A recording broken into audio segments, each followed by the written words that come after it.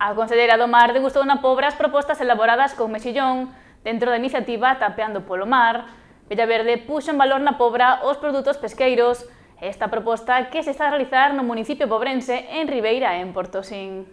Fin de semana con protagonismo para os produtos do mar en Ribeira, Portosín e a Pobra. A iniciativa de Pobra Portosín Tapeando polo Mar viviu a súa segunda entrega desta segunda edición. En esta ocasión, a conselleira do Mar, Marta Villaverde, degustou as elaboracións que se prepararon no municipio pobrense baseadas no mexillón. Os promotores son a Asociación de Empresarios de aquí da Pobra, a Asociación dos Teleiros de Ribeira e pois Azul de Portosín. É un claro exemplo de como é de importante que tanto o sector productivo como os empresarios e o sector hosteleiro restaurador se involucren e se fagan promocións locais para o fomento do consumo dos produtos do mar, tan importantes para Galicia e que son un símbolo claro da nosa Galicia calidade. A Administración galega, a Consellería do Mar, apoia este evento desde a súa primeira edición e, esta suma de esforzos, esta suma de empeño e de traballo de todos os sectores da cadena Mar Industria xunto coa Administración galega,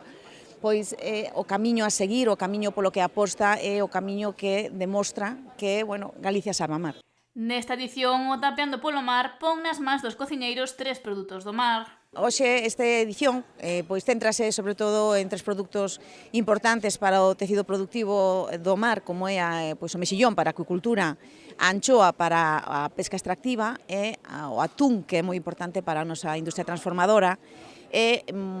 Ahora mesmo as vilas baliñeiras como son a Pobra do Caramiñal, como é Ribeira, como é Portosín, que son as localidades onde se están realizando estes eventos, son un reclamo turístico, a gastronomía é un reclamo turístico nestas vilas, que xa por si solas, vilas que naceron ao redor dun porto e xa por si solas, pola súa beleza, esa beleza mariñeira, xa son obxecto de visita de moitísimos turistas, esa gastronomía, a importancia que ten os restauradores e hosteleiros no fomento dese turismo gastronómico. Os produtos e fomentar o seu consumo. Villaverde lamentou que nos últimos tempos se estea a comer menos peixe e marisco, polo que reafirma a aposta da Consellería para recuperar o seu consumo, recordando a importancia que ten nunha alimentación sa e equilibrada. Saludables e ve na promoción, nas liñas de promoción, nas distintas liñas de promoción, un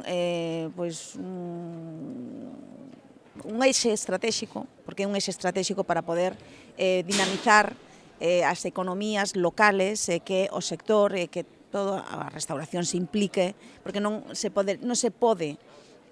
promocionar, non se pode conseguir que a xente moza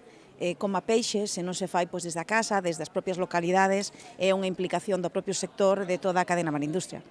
Ademais de baixar o IVA dos produtos do mar para incentivar a súa compra. Seguiremos reclamando o descenso do IVA, porque sobre todo en este contexto geopolítico onde todo suma e todo sigue subindo os precios, escalando eses precios, cada vez é máis difícil